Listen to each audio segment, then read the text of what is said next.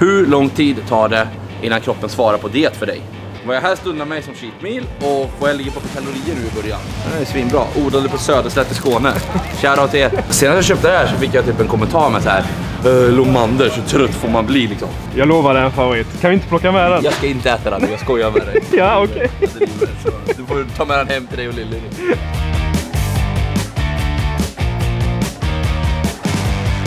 Tja och välkomna till en ny vlogg. Idag ska ni få hänga med och handla igen, en gammal favorit. Förra gången vi körde det här, då körde vi en Q&A plus mathandling, en veckohandling. Nu så är jag inne på min dietdag nummer 5. Så det ska diethandlas helt enkelt och svara på dietfrågor.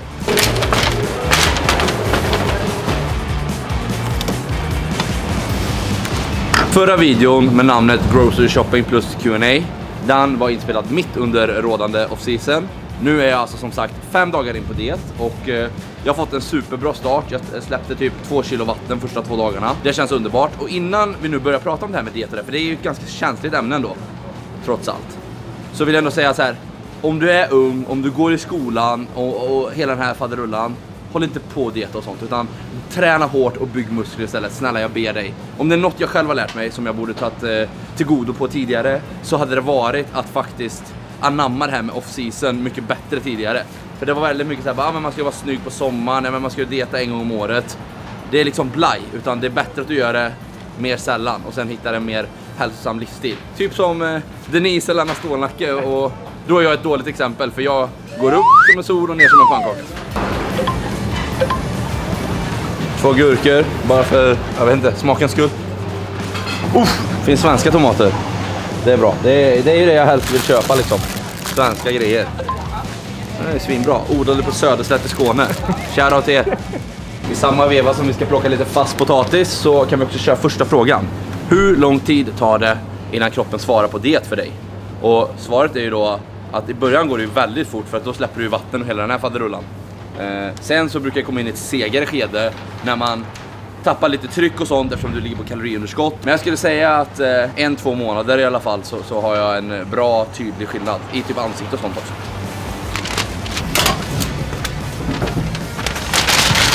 Jag har kört på ris nu de första dagarna. Ska köpa hem lite potatis också, så jag har det. Framförallt för att jag tror att det kan bli ett cheat meal redan nu i helgen. För att jag är lite sugen på det. Och det har ju börjat bra liksom, och jag ska göra det under lång tid, väldigt. Jag ska liksom glida in till sommaren och bara komma in på, jag vet inte, stranden eller något och bara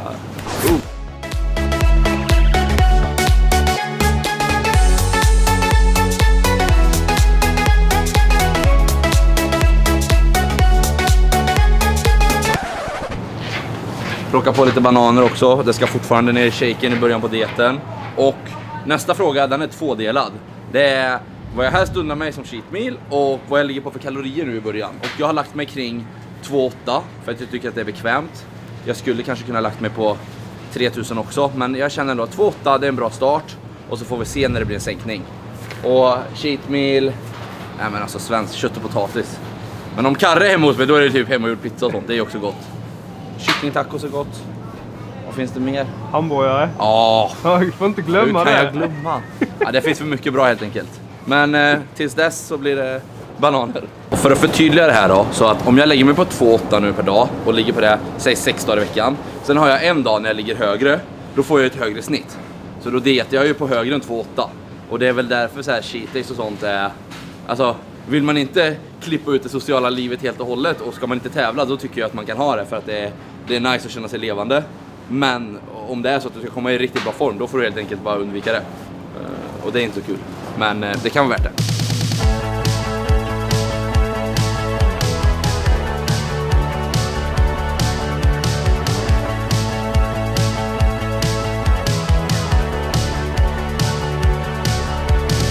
Det här leder oss helt osökt in på nästa fråga, som är hur ofta jag har cheat meals eller cheat days. Jag skulle säga att det beror helt på, och det bästa vore för att jag bara kan hålla till en måltid per vecka, eller kanske inte alls och höja upp maten på daglig basis.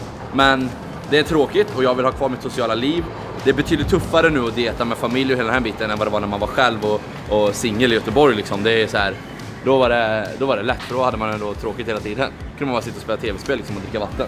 Så hur ofta? Ja men typ en gång i veckan nu. Lördagar brukar vara den hela dagen. Då tänker jag också på att jag hade en diet 2019 när jag inte kom ner i den formen jag faktiskt ville komma ner till sommaren. Och sen när jag då summerade upp och såg hur mycket cheat days det var, då insåg jag så här, ja men jag hade typ så här många 2 dagars och sånt. Jag åt så här 4 dagar över påsk och såna grejer. Så när jag summerade så hade jag ju typ 21 ätadagar på 4 månader eller något. Och jag menar, det är ju nästan en hel månad med ätning på de här 4 månaderna. Så det var ganska tydligt på varför jag inte kom ner i exakt den formen jag eftersträvade då. Så med den lärdomen i fickan så ska vi göra det annorlunda det här året. Och det gjorde jag förra året också, då var det också bättre. Så det är bra. Nu ska vi hitta havregryn. Och vi alla vet att ditt favorithavregryn är... Du kan väl berätta, vad heter han? Gyllene vad? Hammar. Gyllenhammar. Bra. Jag var nära idag, framsteg. Men Linus, jag har en fråga till dig faktiskt. Ja, bara en kör. random fråga. Hur mycket havregryn går du åt för sig under en vecka? Om man har vi inte räknat på det en annan gång eller? Det kan vi ha gjort. Men nu går det ju åt lite mindre, för nu så kör jag bara 100-120 gram per dag. Okay. Så för mig är det väldigt mycket mindre nu. Det är typ en halvering skulle jag säga. Och det är både för gröten och shakesen och... Ja, men det kan ju vara så att det kommer något klipp så man får se vad man käkar på diet eller vad jag käkar på diet lite senare. Så jag vill inte avslöja för mycket här och nu. Vi ska ha en Nesquik-puffar, Gibbe. Alltså det här är en favorit. Jag lovar det är en favorit. Kan vi inte plocka med den? Jag ska inte äta den, jag skojar med dig. Ja, okej. Du får ta med den hem till dig och Lilly. Jag kan inte äta det där just nu. Nu är det... Nu är vi seriösa här. Går du alltid med inköpslista? Ja, antingen på lapp eller i luren. Annars missar man hälften och då får man åka hit 10 gånger i veckan och så kul är det inte. Du har varit med förr här. Jag har varit med förr. Det här är den vuxna linjen som talar. Nu ska vi i alla fall ha lite jordgubbssmör. Främst till Denise, om jag ska vara ärlig. Men även lite till mig. Det här är också en sån klassisk grej som har en väldigt så här nyttig aura och det har ju bra fetter och hela den biten, men det är också mycket kalorier i. Så längre in på dieten så kommer det nog bli och bort med det. Byta ut till något annat. Här får man till och med info på framsidan. Rika på järn, magnesium, fosfor och zink. Nej men vi slänger med den här för att kunna boosta fettet om det behövs någon dag. Man vet aldrig. Man vill inte komma hem med trasiga ägg på diet. Det kan förstöra en hel dag. Ser det bra ut? Ja, de var hela. Så. Relevant fråga nu. Känner du stor skillnad på prestationen på träningen vid underskott? Hur i så fall?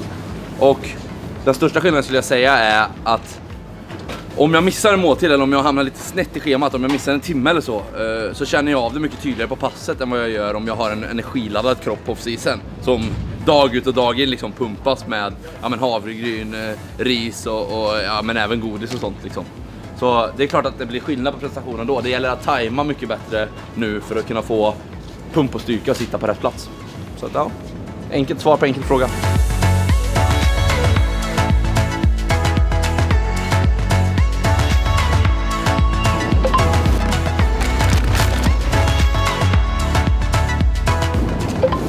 Det här, jag vill att du får fokus på näringsvärdet här. Så 25 kalorier per deciliter eller per 100 gram. Det här är vad jag kallar dietlyx. Det här kan man köra nu i början och det kommer också ryka senare och bli vatten eller Funlight eller Nocco eller något.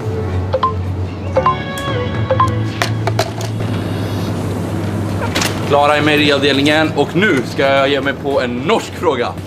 Hvor mange kilo ska du ned? Hur många kilo ska jag ner? Runt 20 tänkte jag faktiskt. Så att ja, det är tuffa tider framför oss. Ska du ner 20 kilo, Linus? 20 pannor. Hur lång tid tror du det tar? Ja, 25 veckor kanske. Ja, det är så pass. Om jag ska äta någon måltid då och då så kommer det göra det. Om jag inte äter då kan jag lätt göra det på 20 veckor. För att du får tänka på att jag tappar ju lite vatten i början. Så det är ju inte 20 kilo som ska ner direkt liksom. Utan du kanske säger att jag tappar 3,5 kilo nu första veckan. Då har jag bara 16,5-17 kvar. Så att, ja. Smart. Tack. Hushållspapper. Det här är alltså inget ni ska prova att äta. I love the taste, I love the texture, I love the smell. Det finns liksom ingen hemlig tricks med att du blir däffad av att äta hushållspapper. Utan det här är för att torka allt släpp hemma. Linus, har vi en ny fråga. Vi har en ny fråga. Och jag ska faktiskt läsa den innantill så jag inte läser fel. Frågan är, vad är tuffast med en diet i din mening? tuffast med en diet? Alltså, kanske att komma igång och få den att hålla. Men då kanske jag svarar för gemene man mer än för mig själv. För mig själv så handlar det mer om att det kan vara jobbigt att tacka nej till middagar och sånt om man måste det. Eller det kan vara liksom, du måste hela tiden ha planering, du måste hela tiden ha gjort dina matlådor eller fixat hem dina matlådor på något vis. Så det kan väl vara det jobbigaste. Och det är klart det är tråkigt att säga nej och tacka nej till saker om det är så att, jag menar, när man var yngre så kanske man inte, innan man jobbade och sånt, då kanske man inte heller hade så mycket såna här sociala sammanhang på samma sätt som man har nu. Det är nog något som har växt fram mer med åren. Och så ska jag säga något som är jobbigt med det, så är det så här. Alltså det är ju inte svinkul att sitta och räkna kalorier en fredagskväll när andra äter tacos om man gör så. Nej, och därför så gillar man ändå så här att pressa sig hyfsat hårt på veckorna så man ändå kan ta en sån måltid i veckan. Då får man ha livet kvar. Chilla med kameran. Rolig fråga nu faktiskt. Min högsta vikt någonsin, 119,8. Jag kom inte riktigt upp på 120. Och vet ni vad? Det gör ingenting. För det var inte en form som jag ville vara kvar i. Men vadå, när var du på 119,8? Ett halvår efter vinst kom, tror jag. Aha, okay. Hade varit i USA. Där borta kan det lätt spåra iväg. Och ja, men träningen, jag hade väl en lite sämre träningsperiod. Så jag tränade inte så mycket. Jag tränar fortfarande, men jag tränade inte så mycket. Och sen så åt jag väldigt mycket istället. Så att, ja, lärdom av det. Och då är det så här, då är det 190,8 i sämre form. Eller sämre liksom, jag vet inte hur jag ska förklara det. Men nu vägde jag 112,5 när jag började dieta den här veckan. Och då vägde jag 190,8. Och 112,5, även om jag hade gått upp på 190,8 så hade det varit bättre kilo nu än vad det var då, helt enkelt. Så att det känns ändå bra det här. Det är bara att tuta på. Veckans absolut bästa måltid kommer vara oxfilé, potatis och... Vänta, ska få en trumvirvel, gubbe. Bearnaisesås. Det är en klassiker, va? Ja, nu kör vi. Senast jag köpte det här så fick jag typ en kommentar med så här: Lomander, så trött får man bli liksom. Det var någon som ville, jag skulle typ köra Eriks eller något istället. Det är det sjukaste jag hört i mitt liv. Nästa fråga. Vad gör du när hungern kickar in? Och här kommer vi till ett tydligt fall av måltidsplanering. Jag skulle säga så här att så länge du har satt en bra måltidsplanering och inte liksom dietar dig så känner du inte speciellt mycket hunger, i alla fall inte i början. För att jag menar, ren mat som typ potatis och sånt, du kan äta ganska stora mängder ändå utan att det blir en massa kalorier. Så att jag ska säga att jag kan inte riktigt relatera till frågan nu i början. Självklart kan jag göra det längre fram om det är så att man kör cardio, ett hårt benpass och sen ligger på, så att jag skulle ligga på 2,2 då en sån dag. Det hade varit tufft. Då hade jag köpt lite hunger och då får man väl bara bita ihop och dricka vatten typ. Man får ha lite karaktär och skalle helt enkelt. Vad letar vi efter, Linus? Ris till mig. Jag gillar jasminris, snabb energi. Rätt in bara. Lunch och middag. Ish.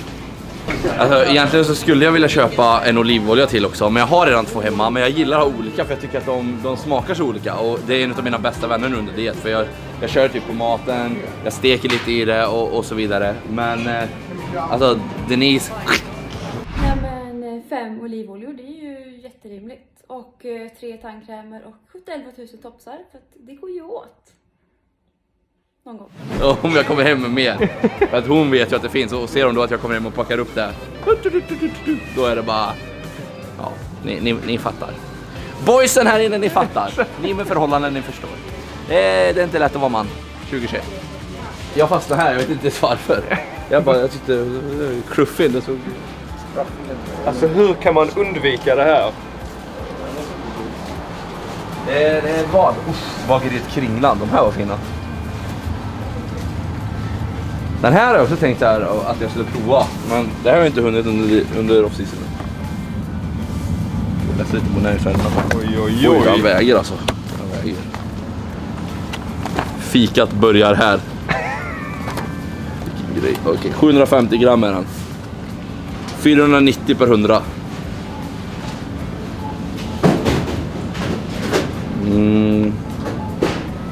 490 gånger 7,5. Nej, men det är 3700 kalorier i en sån. Oj, vad mycket det var i en sån, du. 3 sådana på 3 timmar och jag har 10k. Det kanske blir en ny challenge. Nötkräm tårt challenge. Man fattar vad äckligt med så här tårtbotten liksom, och bara sitta och tugga. Och så, du vet, du kan inte dricka för mycket för då kommer det bli proppigt. Ja, nej, den känns svår. Framför den här hyllan, här hamnar man ju alltid i något slags här mellanläge på vad man tycker och tänker. Alltså man gillar ju liksom Leksands knäckes historia och ja, men allt för stå upp för bygden och sånt. Det är ju klart man brinner för det. Men samtidigt så finns det de här old school delikatessmackorna från Vasa. Och kolla här nu. Den ena kostar 17 spänn och den andra kostar 22 spänn. Hade jag varit student nu typ och levt på CSN fortfarande, då hade jag ändå gått på den utan CSN-frön på. Men nu är jag inte det längre. Då kan jag ta 2 sådana här med gott samvete och veta att det faktiskt funkar ändå. Och de här är sinnessjukt goda för att vara knäckebröd. Så ja, det får bli 2 sådana idag. Och där gick vi över 1000 spänn också, bara för jag sa så. Karma is a bitch. Ja, det är inte billigt att dieta direkt. Nej, inte billigt med något här i världen.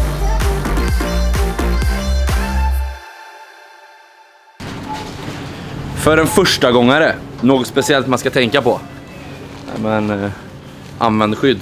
Nej, skämt okay. Första gången du ska dieta så ska jag säga att det du ska ta med dig, det är att summa summarum är att vid slutet av dagen så är det där du har gjort av med kontra vad du satt i dig som spelar roll. Så att det bästa som jag kan förespråka, det är en aktiv livsstil med att man rör sig och att man väljer sunda livsmedel och livsstilsval egentligen. Det är väl det som jag kan säga den första gången.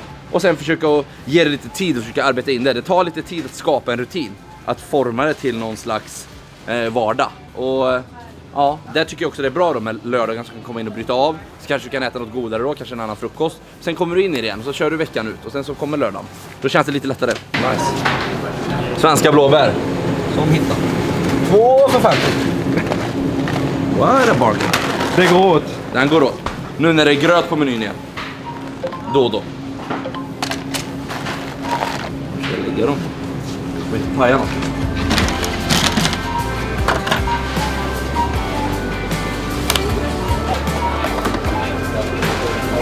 1100 spänn kostar det idag som hittat och nej inte riktigt egentligen, men vi har en sista fråga också. Vad äter du under din diet? Och vad vore inte YouTube-klipp utan lite cliffhanger? Det kommer såklart komma ett klipp på det här ganska snart. Det som jag har handlat idag, det är en del av kosten på diet och det finns mycket annat också för att jag hade ju vissa saker hemma. Då behöver jag inte köpa dubbelt. Så stay tuned for more, som man säger. Och gamla klippet finns här, glöm inte att prenumerera på kanalen. Diet 2021 igång. Tack för att ni tittar.